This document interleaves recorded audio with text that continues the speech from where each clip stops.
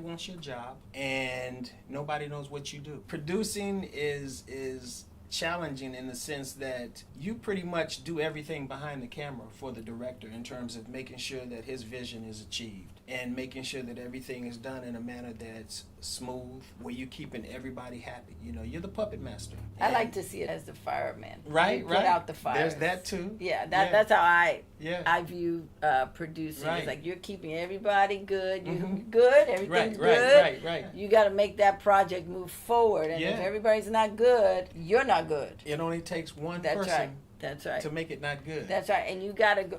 You gotta sniff them out. Oh, is that one? Come here, baby. Let's talk. God, it's quite a juggling act. Right. Those were two things that I really wasn't aware of before I started producing. You know, I'm like, so you want my job, but you don't know what I do. My first feature was a project called Steppin', and that pretty much taught me the game. You know, that's where I cut my teeth at Kings of the Evening. And we shot it in Texas on location, right outside of Austin. I did as much homework as I could on the acting side before we started production, due to the fact that I was just constantly involved with the project day to day as far as the integral aspects of it. I was just able to make that transition pretty smoothly. It was all about preparation. When you had to be in front of the camera to let go of what was happening behind the camera, other than the director, did you have somebody else who you could rely on, who was in your corner kind of helping you through? Not really. Okay. You know, like I said, I did as much preparation as I could possibly do. And when you're prepared, a lot of the little hiccups along the way don't become astronomical, because, you know, you've already pretty much, I won't say necessarily saw it coming, but you were just ready for it. You know, I was pretty at ease throughout the transition. Preparation, again, is the key. You know, especially if you're trying to do both as an actor and as a producer. You know, I'm looking forward to doing it as a filmmaker as well as a director. You are keeping me on my toes, Lydia.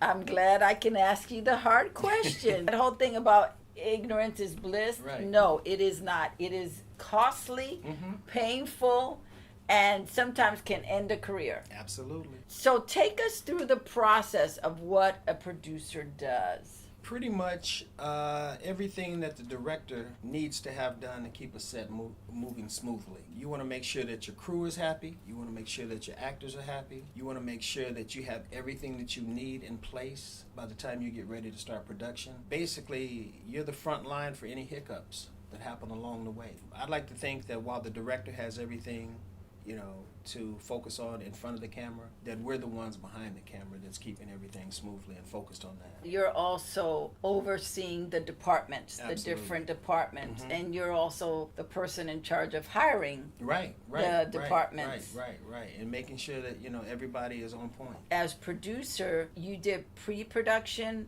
production, and you handled post as well.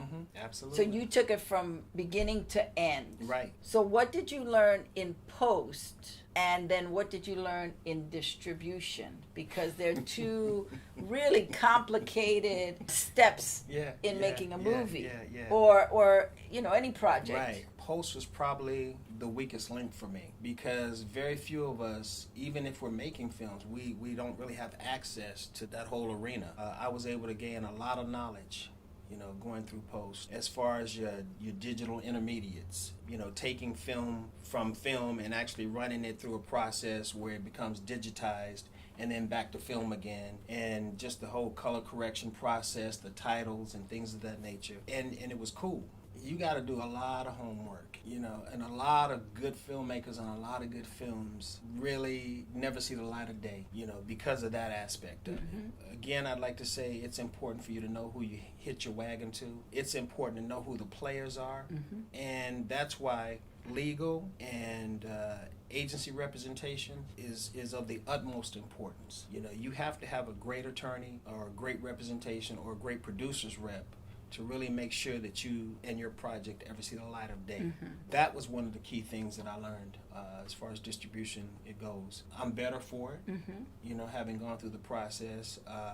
and talk to different people who have gone through the process, get knowledge from them. One of the things that I learned when I came into the business, which pretty much kind of spoiled me at a very young age, is that on Book of Numbers, I was surrounded by filmmakers of color. I was surrounded by an African-American crew as well as a cast. And so, at 13, I'm thinking, oh, this is going to be great. It's all like this. Yeah, for the rest of my life. And got to Hollywood, and it wasn't, So you have to find good people that are willing to share that information and that knowledge. Again, to your point, so that you won't become obsolete or ignorant to the game. Right. Again, I was always able to take that spirit with me, from when I was 13 throughout the arc of my career. I wanted to really help people. And I think it's important for filmmakers, the artistic community, when you are trying to do a project, it doesn't matter how much money the project is taking care of your people. Absolutely. Just appreciating what they do for you. Yeah. And it's like, I can make a project with $5. It's not whether I did it for $5 or not. It's how did I treat the people? Will they come back and work with me? Or did I just burn that bridge? I got the project, but now I can never go back to that group of people because I was such a that I worked with will work with me again. Right. And so as a producer, I think it's important that you learn to really vet people so that the community that you are pulling from, you're pulling from people who are not only competent, but that they elevate life on the set. No doubt. Because you're spending so many hours on a set with people, and you could have the most talented people, but their personality is horrific, and one person can contaminate the whole crew. And if you don't get that person in time, you got mutiny. Right. I remember a project, I won't call names, but back in the 80s, I was on a project, and there was an African-American director who was on the show. We were shooting in Nebraska. Basically, one of the crew members was talking some smack behind the director's back, and he was within earshot. And I learned this at a very early age, and he's a brilliant director, by the way, who I admire to this day. And he was like, get him a ticket, he's out. I mean, he immediately got him off the set and sent him home. He was not going to allow him to take his set. So it's important that you surround yourself with like-minded individuals who get your vision. There are so many more opportunities today for filmmakers than were available when we started, because you couldn't do a project unless you raised $500,000 or... Even in addition to what you're saying, if you even thought about becoming a filmmaker, a producer, or director, you were arrogant. It's like the nerve of you to think that you can go and play in this arena over here where the real money is. We had to break down a lot of barriers. You, Robert, and everybody else included, that was coming up back in the day. And it's just a testament to, where our hearts were and what we were really trying to fulfill at the time. Well, when you love something, you're going to see it through no matter what the pain is, right? Because this is not an area that people really study. They work so hard to get the film made. And then they're like, okay, I'm just going to get distribution. And they don't understand all that goes into distribution. And the playing field has changed. It has changed enormously since we started. In the past, it used to be you would sell a film to a distributor or a studio if you made it. And then they would take it over. You would get paid, and then they would take care of the residuals and take care of all the union stuff. It's not like that anymore. Right. They may take the film from you and give you $2 and then say, now you got to pay residuals. What? Yeah. You just only gave me $2. Residuals are like $500. What are you talking about? Right. And so there are all these little pieces in distribution that filmmakers are not aware of, or they'll take your piece and then they'll add costs and add costs and add costs. So you get the statement every month and you keep owing them. Well, it costs us this. And so it is important for filmmakers to know before you take your piece to a distributor, see if you could self-distribute it yourself. The beauty of where we are at this time is that you can get a website and sell your product on your website. You can get a Shopify account, sell your product. You can pay. Market it. That's right. You can pay a company. They have these companies now that will take your project to Amazon and iTunes and different places so that you get a percentage. There's no middleman. Right. You at least get paid. Right. Filmmakers, when they do their budget, and I learned this the hard way, when you do your budget, you must also budget for marketing and advertising. Absolutely. And if you're going to run it in a theater, you need to know what that cost is. You know that it costs maybe between 12 and 20 grand to put a film in a theater for just 1 week. That's it. You pay them, and then whatever tickets you sell, then they give you. But you have to pay them, and then you have to bring the product in a DCP or however they want it done, and give it to them. And filmmakers are about creating, but then there's that business aspect that gets them in trouble. Right. And even, on the... I'm hot. I'm so hot talking about this.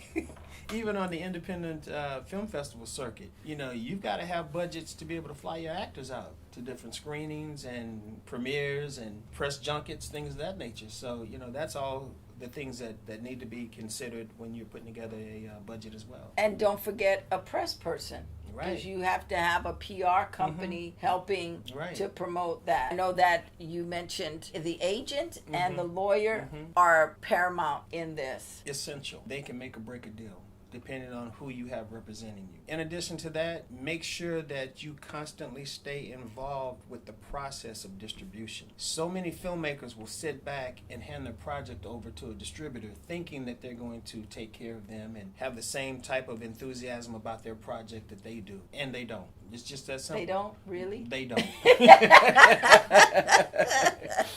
So you have to keep them accountable every step of the way. Even if you become a nuisance, it's your project. You spent time with that project for years. Stay involved with your project. I don't know anything about being a nuisance. I don't know about that. No, not you, Lydia. The thing to remember in show business is that it's tiny.